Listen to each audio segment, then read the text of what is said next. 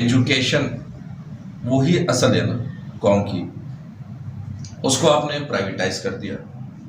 आप खुद कहते हो कि जी नस्ल जो है, नई नस्ल, यंग जनरेशन, ये फ्यूचर है हमारा, और वो फ्यूचर अपना फ्यूचर बनाने के लिए अपना पैसा इन्वेस्ट कर रही है।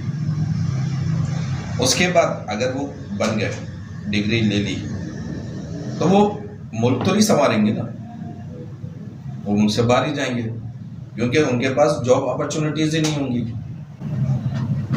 अब मैं था रशिया में, या तुम अभी जैसे कहाँ ऑस्ट्रेलिया से हो क्या है, वहाँ पे प्लान होता है ना सारा सिस्टम, इतने बच्चे पैदा हुए और आगे 20 साल के बाद इनको जॉब चाहिए।